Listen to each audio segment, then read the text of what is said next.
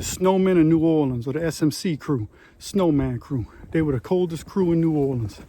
They operated as a gang back in the early 1990s.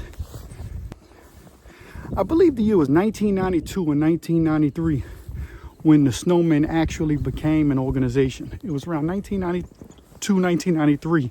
And I probably joined the Snowmen probably roughly around 93, 94. I probably joined a little bit less than a year from the time that the Snowmen became a street gang in the New Orleans area. It was crazy. It was a crazy time to be called the Snowman crew, and it felt like you belonged to something, you know. It was something to belong to, and I feel like it's just so fitting for me to talk about the Snowman crew now that I actually have snow all around me in the city.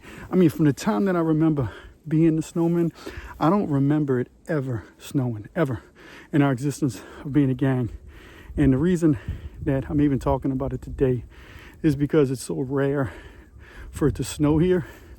It's also rare to get me to open up and talk about my past when it comes to things that honestly I wish I wouldn't have did. You know, it helped mold me into the man I was today. And we were involved in a lot of things. And I had some good friends in it. You know, we had, you know, once the police start getting involved, once prison time starts getting involved, people start turning on one another and looking out for themselves.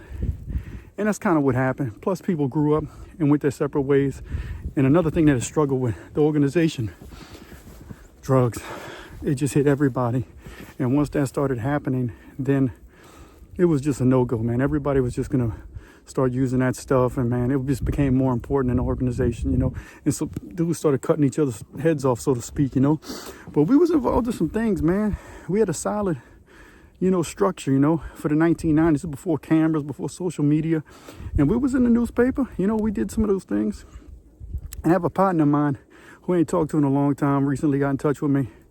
He's in California now. Once he got out of juvenile detention, you know, after doing like 6-7 years there, he went to California. He's been there ever since. He's doing good for himself. Got a little rap label.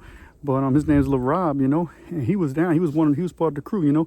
Now he's been in California ever since he was probably 20 years old, 21 years old, whatever, 22, I don't know, something like that. When he went to California, he ain't never came back.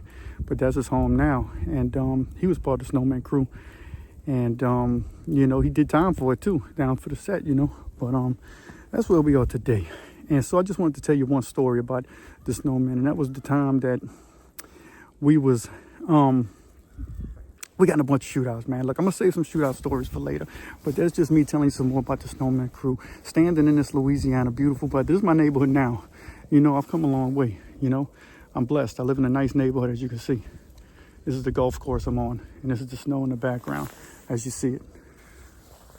So what I'm saying is that some people do live to make it out of the life of crime, you know, thugging, the streets, gangs, prison, you know it, narcotics, whatever. They live past that life and they live to make it out. I'm prime example of somebody who can live to make it out. Listen, I know a bunch of other my partners, they made it out as well, and they're doing just fine. I mean, I'm standing out here free and enjoying the snowstorm that's in New Orleans in 2025.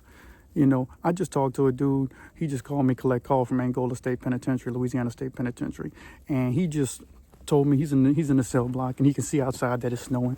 But he had an opportunity to be free. But he did some vicious things, you know, and it landed him back in prison. And now he's got to deal with it. You know, there's consequences to pay when you don't learn your actions and you know, or you can't control yourself and your emotions and you keep committing crime. You keep doing bad things. And listen, I have friends and people I know who are in prison. Some I think should get back out. Some I don't think should ever get back out. That don't mean that, you know, once they sentence in there, they can still do something with their lives. They can impact some of them younger bucks that are in there that are still stuck in that place in Angola State, you know, Louisiana State Penitentiary, Angola, no matter where the prison is. And they can influence them to do better. They can say, look, bro, you're going to get out because some dudes are getting out. When you get out, don't make a mistake. Don't do the same stuff that I did. Don't be stupid. You know, live a better life. And you could be out here enjoying the snow. I'm probably going to get a cold from being out here enjoying the snow in Louisiana, in New Orleans. But I'm not going to miss it, this opportunity, because this is what I live for. This is why I'm blessed. This is why the Lord gave me another chance. And I do believe the Lord gave me another chance, you know. And I just saw it so fitting to be out here and talk about my past and talk about the snowman crew with its snow. And it's almost like I want to make a snowman, you know what I mean? My wife made a snowball early and threw it at me. But, you know, give me a like and subscribe to the Pen and the Shank. And go check out my other videos. I got some good stories, you know. Go listen to them. And I'm going to be dropping a lot more content throughout the year. And hopefully I grow as a content creator and somebody who can influence you.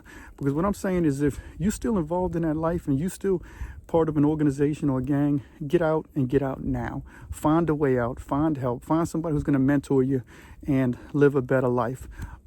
A lot of the people who were in the snowmen when I was growing up, they own their own homes now. They have children, they have families. Some of them are dead, some of them are locked up, and some of them are busted and disgusted and struggling. It's a mixture, you know, but at the end of the day, it's up to you to make your decision on how you are going to live a better life and how, you know, you're going to proceed forward. You got to do better.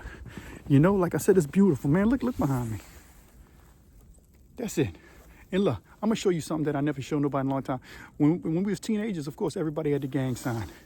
That is a half a snowflake. You make two of them, you put it together, and you have a snowflake. And that was the sign of the snowman crew. The snowman, that's right. So rest in peace to the snowmen and to everybody who was a part of that, you know, gang back in the 1990s. And I still got love for all the dudes who was involved in it, man. Whether they're from California, dead and gone, locked up, or free, and just don't want to talk to nobody. It's all good, man. I hope everybody be blessed and change their life and live the best life that they can, man. It's really cold out here. My hands are cold, as you can see. My mind's cold because I'm thinking over my thoughts, man. Give me a like and subscribe to Pen and the Shank.